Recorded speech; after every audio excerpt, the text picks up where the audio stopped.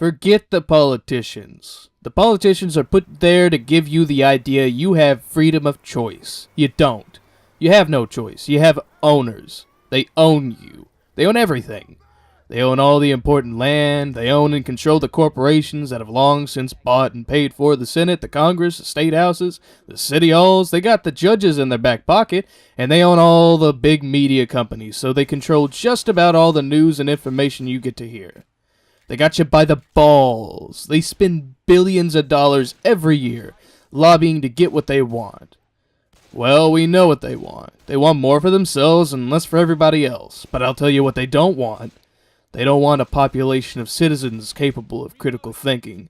They don't want well-informed, well-educated people capable of critical thinking. They're not interested in that. It doesn't help them. George Carlin. Good day, everyone.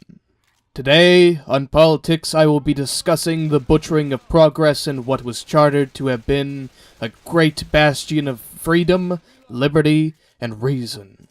The United States of America, and all at the very hands of its own.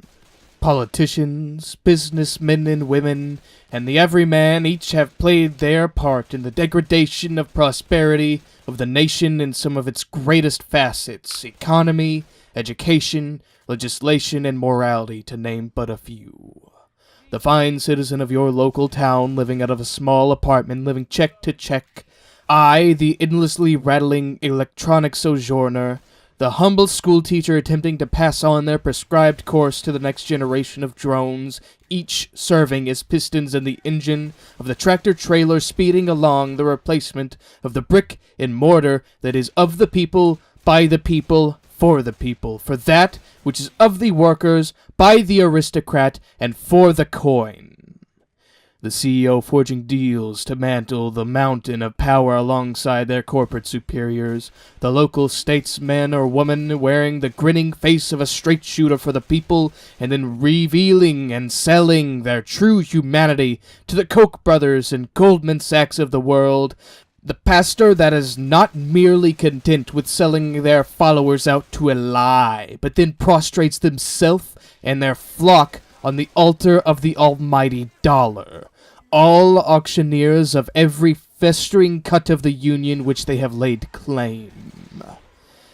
Every permission each of us has highlighted with our lifeblood we pour into our day-to-day with hard declaration or soft bystander allowance. We, cells of the living thing that is this nation, have wrought our pledge, our credence, our allegiance to the slaughterhouse that profits from the finest slices of what was once a hopeful land for justice. We, the people, exchange our discipline and conscience for the manufactured synthetic auto-arsonist hedonism, our autonomy for the prescription hourly, daily, weekly, monthly, yearly schedule and path, our individuality for the collective rerouting of the veins of this civilization unto the capitals of our aristocratic plutarchs, and our liberty for sweet ambrosia of the safety of the barbed wire enclosure. The value of real integrity, from the cashier to the supreme judge, each and every have been vertically integrated as clay to be molded ad hoc for the needs of the wealthy and few. The will of the philosopher, the painter, and the writer is all fed into the cogs to be minced into a tasteless, gray paste to sustain the marketplace, where ideas and ideals, art and culture, self-determination and opportunity were once traded. The conveniences and leisure, devices of easement and great works, and avenues of ascension have all been co-opted for the sole means of perpetuating the inflation of profit and power which the already towering corporations wield. And via the greater majority's dispassion, through the very people whom constitute what is yet still salvageable as a great nation's ardent apathy, nay, further, virulent detestation for matters of importance, we sink ever further into the wrinkled, withered hands of the lumbering international bankers and arms manufacturers, and food and drink suppliers, pharmaceutical producers and mass media outlets, oil tycoons and material fabricators. By the lack of care that is fostered and attached to every and any distraction that may be mustered for public consumption.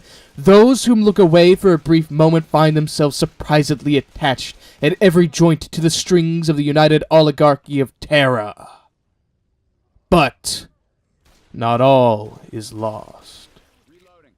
As one whom for most of all 19 years has spent my days taking note of the inflicted faults which the idle simply allow to widen between a nation manned by its people and a nation manned by its stakeholders, I, like precious few others, am taking the first step of 1,000,000 towards the renaissance of one of the world's greatest superpowers. I am here now with you loyal listeners, speaking sparks to kindle the flames of passion within your minds, that you may feed it with your own blazing thought. And soon, to the winds of the future, I shall cast my sparks ever further into the eyes of those who would seek to wrench the true potential and power a pluribus for the plentiful blooming of the few, and into the open ears of the distracted and downtrodden. It shall be by the marching of 10,000,000 feet, the opening of 10,000,000 mouths, and the resting of 10,000,000 hands that we, the people, shall once more see the dream of every treated as the next, our freedom of expression untrodden by the meek and fearful, and the very same opportunity free from obstruction for the sake of monopolization granted to each. The embodiment of our founding principles as a nation within the reach of this, the next, and every's following generation. I know not of what you will dedicate your life to, but I shall be upon the tempestuous tides of change, risking life and limb that I may, alongside the impassioned, the aspiring, captain once more the fate of this nation. And I ever hope to see your torches emblazoned on the crashing wave beside mine. Thank you all for listening. Whether you found my content enjoyable or detestable, please give a thumbs up or down, share the video with others, subscribe, and contribute to the discussion via my social media and the comments below. If you'd like to support my channel, help me produce videos, and engage with you all with more frequency, or to show your appreciation, I would petition you to become my patron via Patreon, or donate via the PayPal link in the description below. The link to my Patreon page where you may accomplish this and receive rewards based on the amount donated is listed in the description just below the PayPal link. Till then, everyone, this has been Xilver with a Z.